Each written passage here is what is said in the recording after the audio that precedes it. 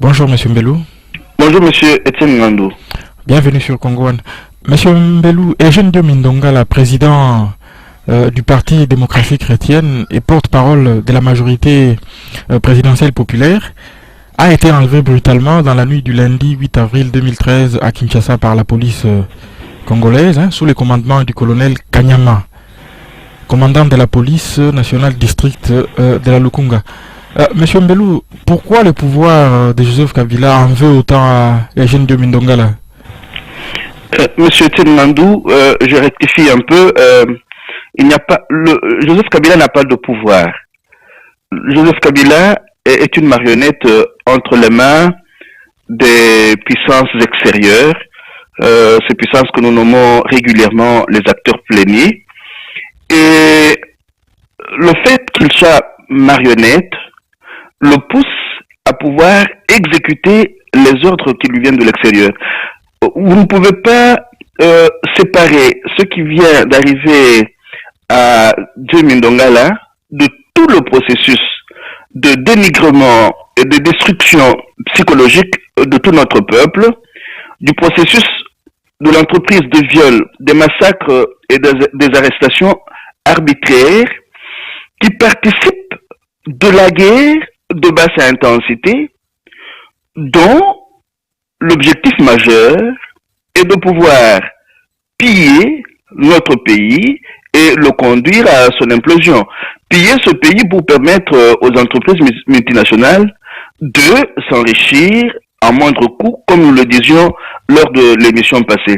J'ai toujours peur qu'on puisse séparer ce qui arrive à Diomine Ndongala et aux autres compatriotes, aux dignes fils et filles de notre peuple qui essaient de se mettre debout pour décrier le coup d'État que M. Joseph Kabila et son clan ont fait à notre pays à l'issue des élections de novembre et décembre 2011, qu'on sépare ce qui est en train d'arriver à demi de toute cette guerre de l'entreprise, de cette guerre de basse intensité. Donc si nous faisons du cas Diomi un cas isolé, nous n'allons pas facilement comprendre que la guerre de basse intensité se mène sur plusieurs plans. Il y a le plan des viols, il y a le plan des arrestations arbitraires, il y a le plan de la conduite de nos compatriotes à ce mouroir qu'on appelle prison de Makala. Je vous rappelle, monsieur Etienne Ngandou, que la prison de Makala est un mouroir. On y entasse nos compatriotes qui y restent pendant très longtemps sans jugement, et les compatriotes qui sont passés par là savent que chaque nuit, les Congolais sont enlevés de ce mouroir-là et sont assassinés. Je peux vous recommander d'échanger avec maître Marie-Thérèse Landou et l'ancêtre sur ce qui se passe dans ce mouroir-là. Et Johnny est allé rejoindre d'autres compatriotes, dont Koutino, dont Gabriel Mokia, dont M. Chaloupa. Donc, tous ces compatriotes qui essayent de résister contre cette entreprise de destruction de notre pays sont vite criminalisés et mis de côté. Monsieur Mbelou, le 17 juillet 2012, le procureur général de la République, Flori Kabange-Numbi, qui en passant était un parent de Joseph Kabila, avait demandé au président de l'Assemblée nationale la levée de l'immunité parlementaire de Diomine Ndongala, je cite, en vue de permettre d'exercer des poursuites judiciaires à sa charge devant la juridiction compétente du chef des viols.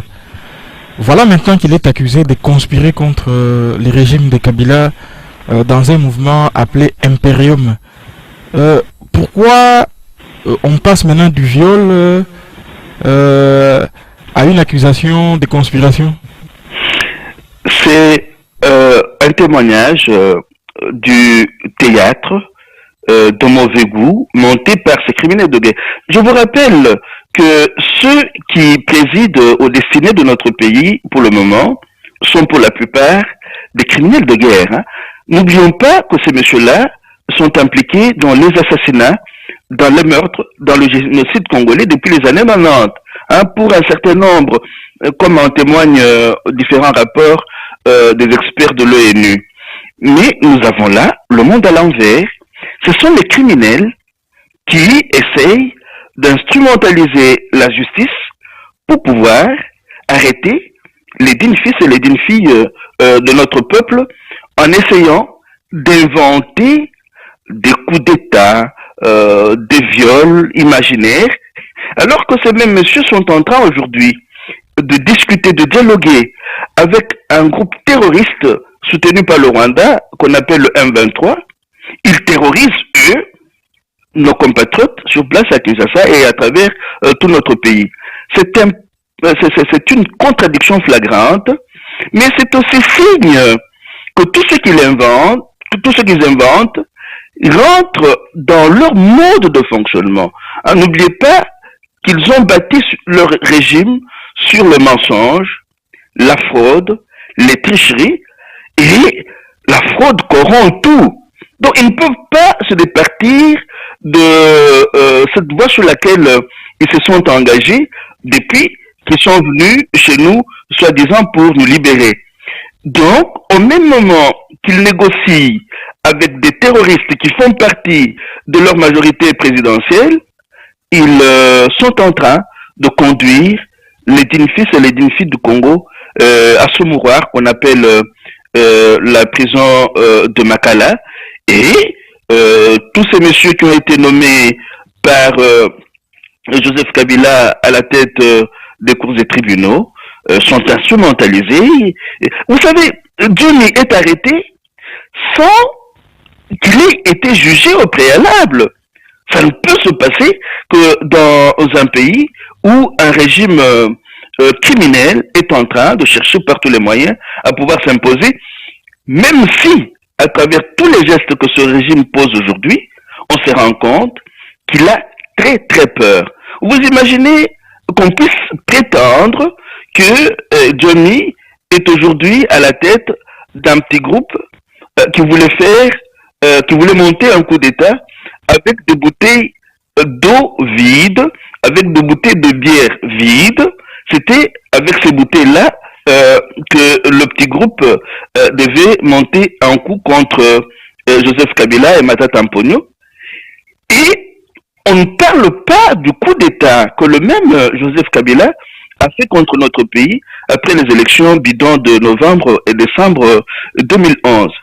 C'est paradoxal, mais c'est aussi facilement compréhensible dans la mesure où le système qui est en train de s'imposer chez nous est un système qui ne peut fonctionner que là où la violence bat son plein. Et cette violence s'exerce sur nos compatriotes sous plusieurs formes.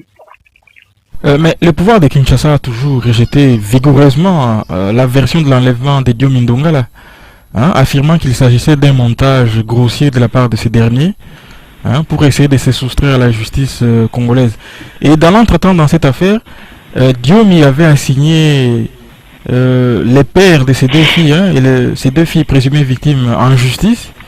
Et chose curieuse, dans cette dernière procédure, les pères et ses filles ne se sont jamais présentés aux audiences dans cette affaire.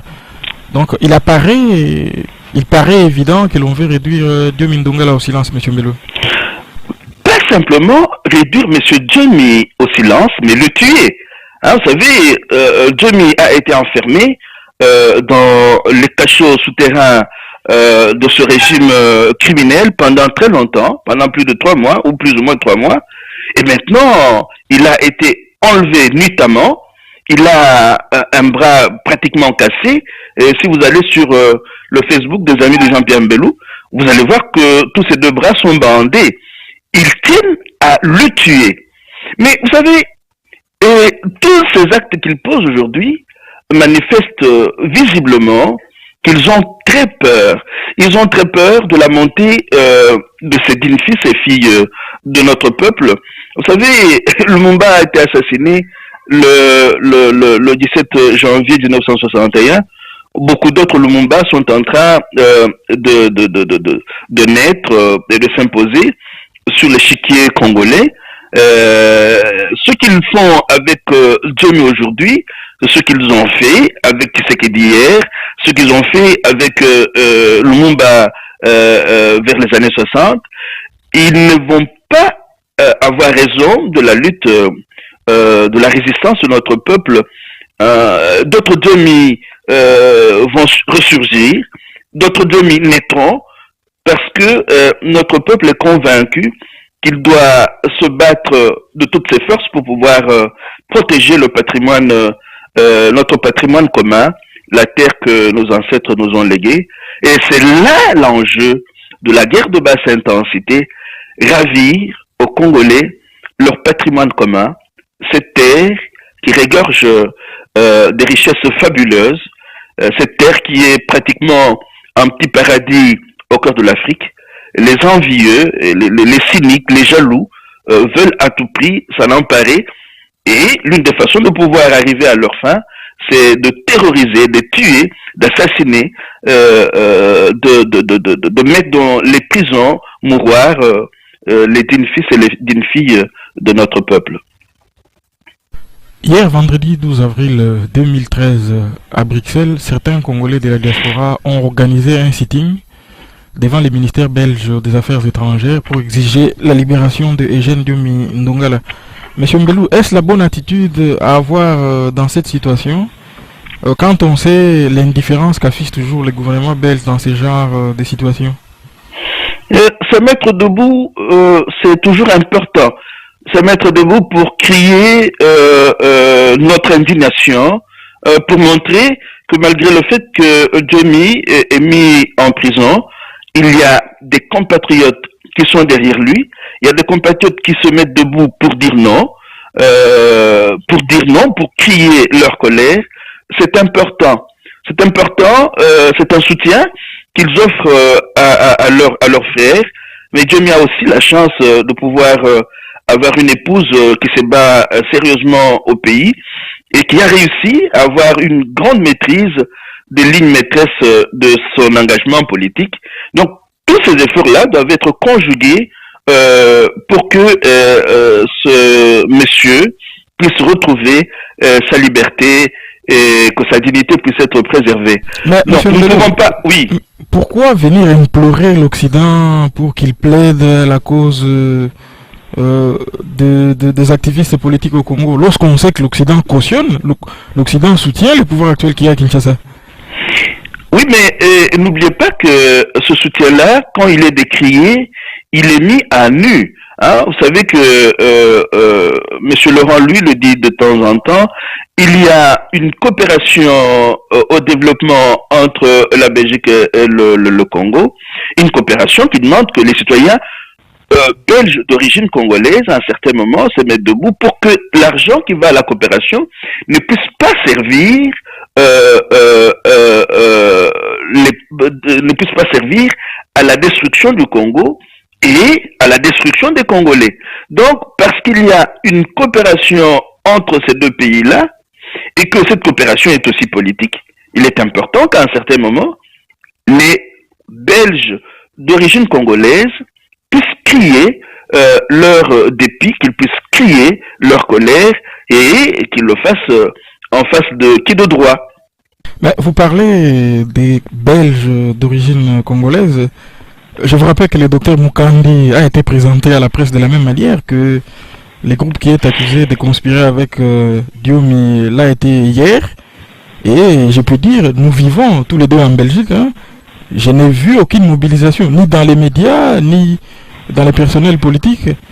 Personne, à part quelques Congolais qui se sont mobilisés pour lui, mais je n'ai vu aucun média belge se mobiliser pour lui. Est-ce que cela ne pose pas question sur ce qu'on pourrait appeler belge de seconde zone? Mais ça devrait aussi interpeller les Congolais, les Belges d'origine congolaise.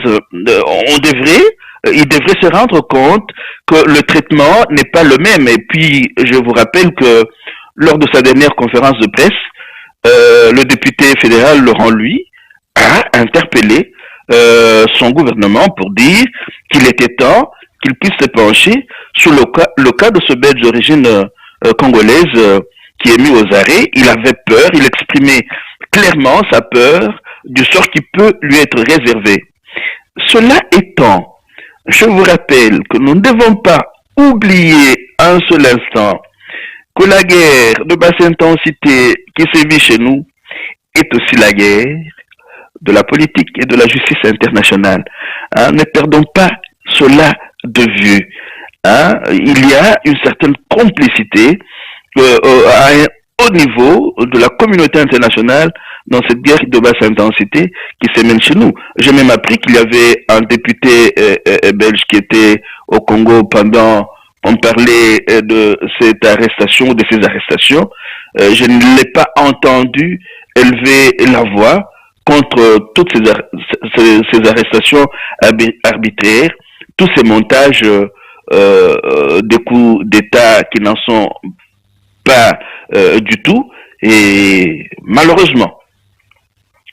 Pour finir sur ces sujets, la ministre de la Justice du gouvernement de Kinshasa, Madame Wivine Mumba, a reconnu le mercredi 10 avril que la corruption était généralisée à tous les corps sociaux en RDC. Et elle propose d'y apporter une solution globale. Monsieur Mbelou, après cet aveu, peut-on espérer une justice équitable pour Diomi et d'autres Congolais accusés de comploter contre le régime de Kinshasa?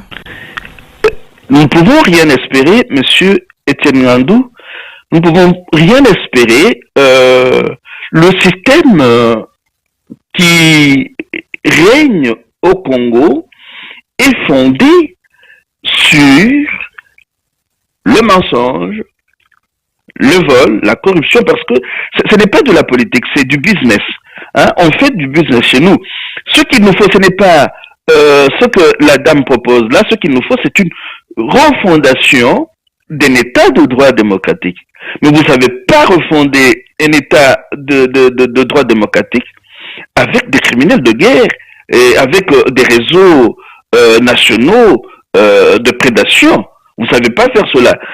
Il faudrait que demain, par exemple, les choses changent, que ceux qui mettent nos compatriotes en prison aujourd'hui puissent être mis hors d'état d'agir, qu'ils aillent en prison répondre de leurs crimes contre l'humanité, de leurs crimes de guerre, de leurs crimes économiques.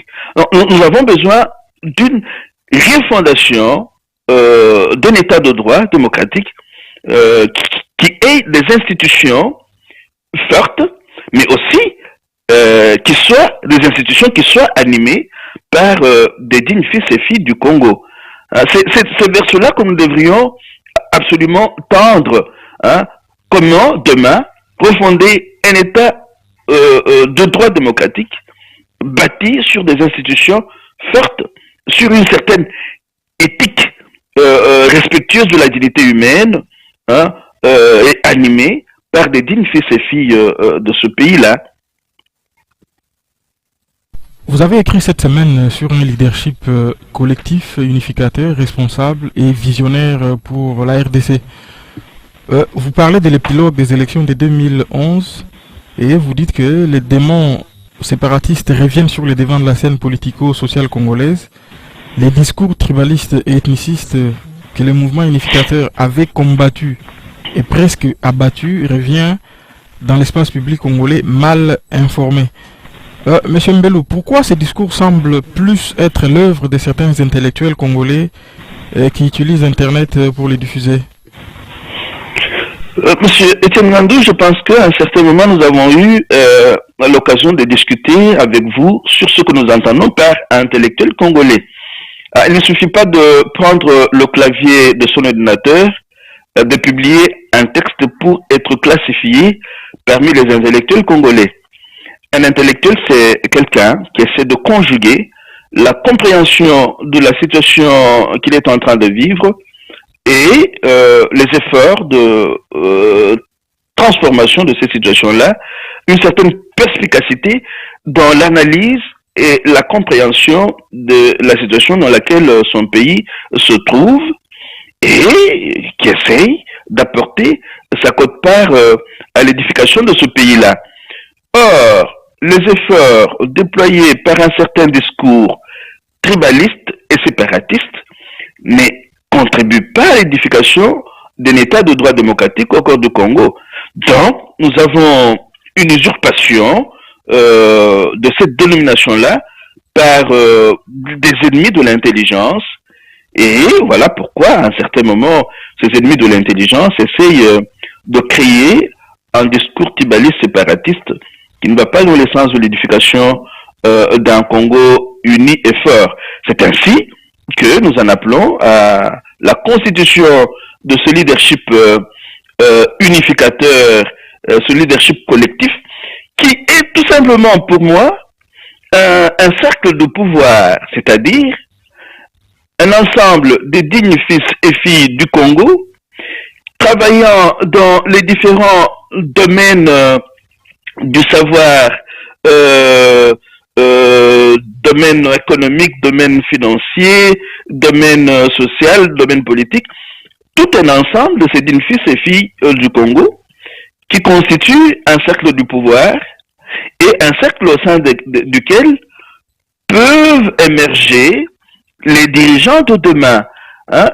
Si je fais allusion au leadership collectif, c'est tout simplement pour dire que demain, quand nous aurons à refonder un État démocratique, un État de droit démocratique, il faudrait que nous soyons déjà préparés à pouvoir assumer ces différentes charges.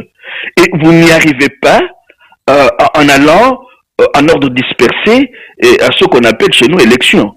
Vous y allez, vous y arrivez en essayant d'être prévoyant, en créant des cercles de pouvoir, en essayant de travailler le plus possible ensemble et en essayant d'éviter des divisions qui constituent des brèches dans lesquelles s'insèrent les artisans et les partisans de la politique de diviser pour régner. Et je prends en cela comme modèle de leadership visionnaire le groupe qui a travaillé avec M. Hugo Chavez. Vous vous rendez compte que après sa mort physique, vous en avez encore qui vous disent Hugo Chavez est toujours vivant parce que ces messieurs ont travaillé ensemble pendant très longtemps. Ils ont réussi à constituer un leadership fort, fédérateur, unificateur, et autour d'une vision du Venezuela et de l'Amérique latine qu'ils souhaitent pour eux, pour leurs fils et pour leurs arrières. Voilà, c'est de cette façon-là que nous devrions essayer tant soit peu de pouvoir travailler. Monsieur Mbelou, un fait récurrent dans ces discours, c'est celui de s'en prendre à la personne de monsieur Étienne Tshisekedi. Pourquoi ces compatriotes éprouvent les besoins permanents de s'en prendre à lui et de dénier son combat politique? Ah, mais il y a d'abord une raison simple. Monsieur Étienne Tshisekedi est un acteur politique et en tant qu'acteur politique, ces prises de position doivent être critiquées.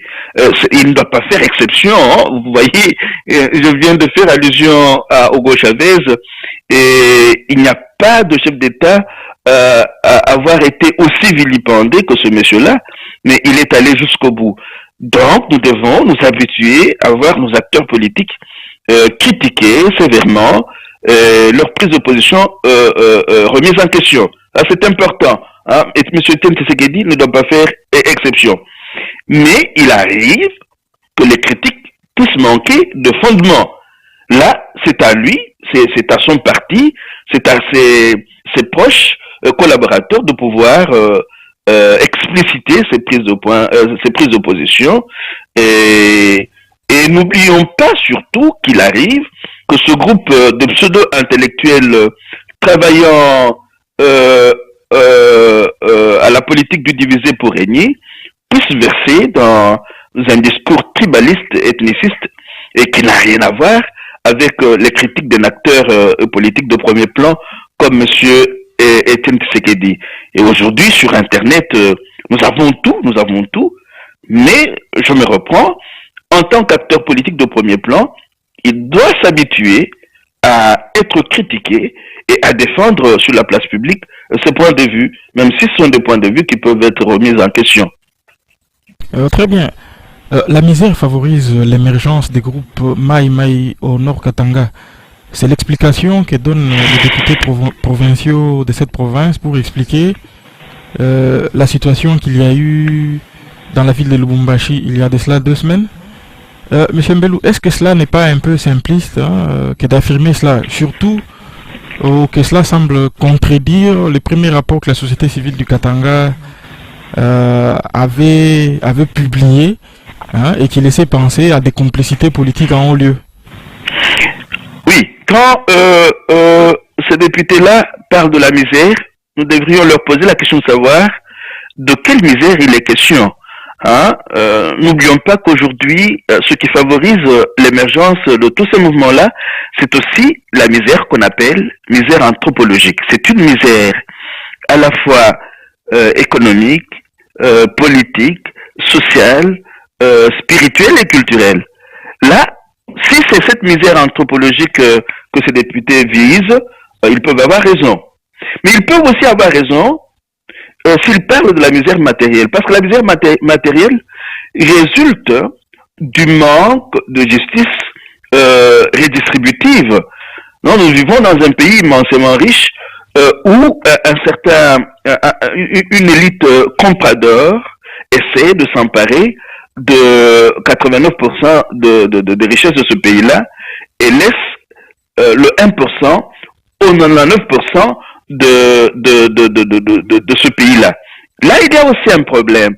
Une misère matérielle entretenue de cette façon-là peut devenir le vivier des groupes terroristes qui luttent pour pouvoir avoir leur part dans la distribution des richesses. Mais, je reviens à ce que je vous disais au début de notre échange, la misère peut aussi être une fabrication du système qui cherche à appauvrir les masses populaires au profit d'un réseau national et transnational de prédation. Et c'est cela qui est en train de se passer c'est aussi cela, pardon, qui est en train de se passer chez nous aujourd'hui. L'installation du système ultralibéral au Congo crée de la misère, crée la guerre, et la permanence de la guerre favorise l'installation permanente de ce système ultralibéral. Le porte-parole militaire du mouvement rebelle M23, Vianney Kazarama, a déclaré à l'AFP le vendredi 12 avril que son mouvement s'accorde un droit de riposter si la future brigade d'intervention de la MONUSCO l'attaquait. Tous ces derniers jours, le M23 semble s'illustrer par un langage guerrier. Qu'est-ce que cela présage-t-il dans les jours prochains dans le Nord Kivu? Je vous rappelle ce que je vous ai dit lors de notre dernière émission. Le M23 et la brigade qui va s'installer prochainement à l'est de notre pays sont co-gérés par les joueurs de billard. Les joueurs de billard, ce sont les acteurs pléniers qui travaillent avec tous ces mouvements-là et qui aident le M23 à avoir ce discours désobligeant pour que ce qui va se passer après puisse être justifié. C'est-à-dire quoi? Les joueurs de billard utilisent et la brigade qui va s'installer à l'est de notre pays et le M23 à participer à l'entretien de la guerre. Donc demain, si la brigade est là et que le M23 riposte à ces attaques, la guerre va se poursuivre et cette guerre qui est permanente va connaître une intensité qui permette davantage le pillage de matières premières à l'est de notre pays. Peut-être que je suis à côté de la plaque, monsieur Etienne Ngandou, mais j'ai toujours eu l'impression que pour que cette guerre qui profite aux multinationales perdure, il faut qu'il y ait des affrontements permanents entre les différents groupes de criminels de guerre qui sévissent à l'est de notre pays. Cela permet aussi à cette brigade de pouvoir justifier le fait que elle puisse s'attaquer à ce qu'elle nomme les forces négatives sans discrimination. Parce qu'il y a à manger et à boire dans cette intervention de la brigade onusienne à l'est de notre pays. Tous les groupes des résistants congolais sont classifiés parmi les forces négatives. Et dans l'entretemps, nous apprenons par des sources bien informées qu'il y a au moins 4000 militaires venant du Rwanda et de l'Ouganda qui sont déjà à l'intérieur de notre pays.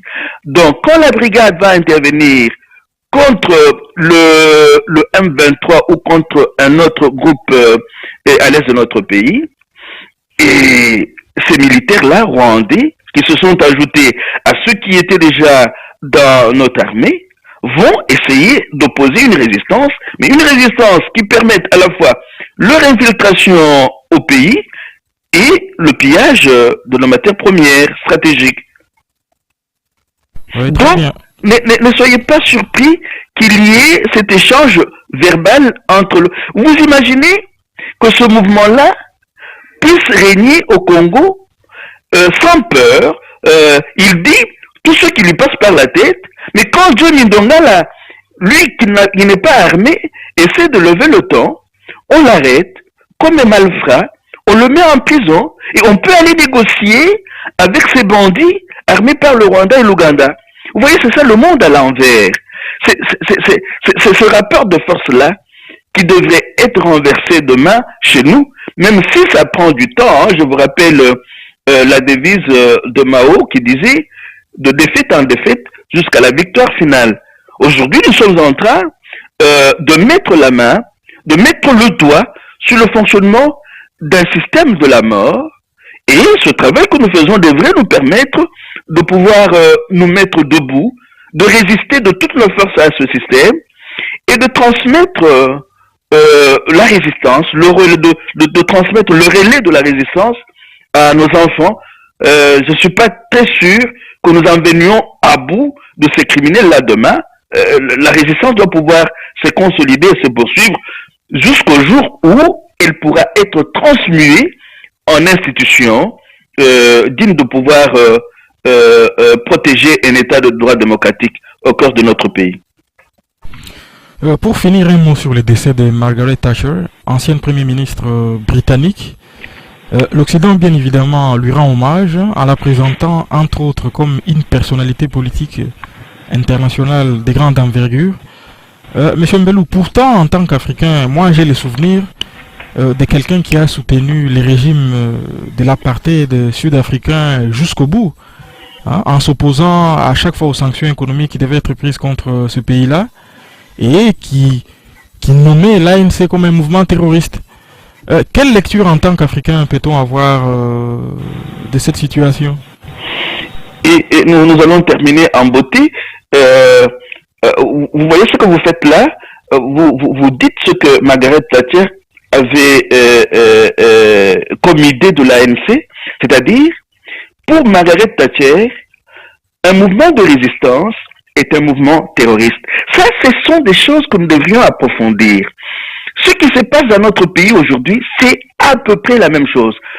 Toute la résistance congolaise contre l'occupation et la prédation qui sévissent chez nous, toute cette résistance est considérée comme un mouvement terroriste.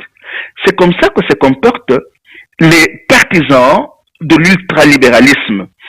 Pour instituer les mécanismes de l'ultralibéralisme, il faut criminaliser toute résistance contre ce système ultralibéral. Je vous rappelle que Margaret Thatcher et Ronald Reagan étaient les dignes élèves de l'ultralibéraliste Milton Friedman.